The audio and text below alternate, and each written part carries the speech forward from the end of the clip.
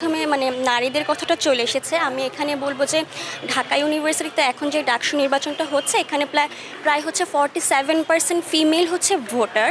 তো এখানে আমি চাইবো যারা প্রার্থীরা আছেন, যারা দাঁড়িয়েছেন আমাদের, তারা যেন নারীদের যে নিরাপত্তাটা আছে প্রতিটা হলে সেটা আগে নিশ্চিত করুক। কারণ হচ্ছে আমরা দেখেছি যে নারীরা আসলে নিরাপদ না, এবং হলে আমাদের প্রচুর রেস্ট্রিকশন আছে।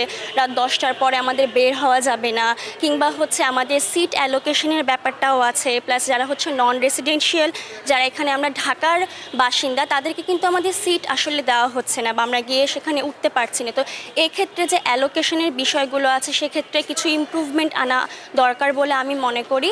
আমাদের যে একদম প্রথম থেকে যদি বলি, এখন পর্যন্ত তো অনেকগুলো নির্বাচন হয়েছে এবং প্রত্যেকটা তফসিলে আমরা দেখতে পাই যে প্রত্যেকটা স্টুডেন্টদের জন্য আলাদা করে হলে হচ্ছে বেড থাকবে, টেবিল থাকবে, অনেক সুবিধার কথা বলা হয়, কিন্তু আজ পর্যন্ত কিন্তু কোনো প্রার্থীরা এসে সেটাকে সুনিশ্চিত করতে পারেননি।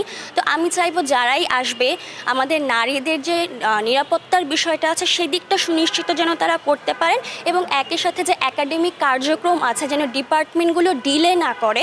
আমাদের হচ্ছে যে আমরা দেখি যে অনেক সেশন জটে আমরা ভুগে থাকি, তো এই দিক থেকে বা ক্যারিয়ার বিষয়ক যে উন্নয়নের বিষয়গুলো আছে এই দিক থেকে যেন তারা হচ্ছে বিভিন্ন কাজ করে বা অনেক ইনিশিয়েটিভ নেয়, যেন আমরা আমাদের যে ক্যারিয়ারের বিষয়টা রয়েছে সেদিকে ডিলে না হয়, এবং একই সাথে আমাদের ফিমেলদের নিরাপত্তা যেন তারা নিশ্চিত করতে পারে। তো আমি মনে করি এই দুইটা দিক যদি নিশ্চিত করতে পারে, সুনিশ্চিত করতে পারে, তাহলে অনেকটাই আমি মনে করব তারা যে প্রতিশ্রুতিগুলো আমাদের দিয়েছে সেগুলো আসলে বাস্তবায়ন হবে, এবং আমরাও অ্যাজ এ স্টুডেন্ট পরবর্তী যে ডাকসু নির্বাচনগুলো হবে আমরা হচ্ছে একটা অভয় পাবো যে না, একটা ফ্রি অ্যান্ড ফেয়ার ইলেকশন হচ্ছে এবং স্টুডেন্টদের যে ডিমান্ডগুলো আছে সেগুলো ফুলফিল করা হচ্ছে।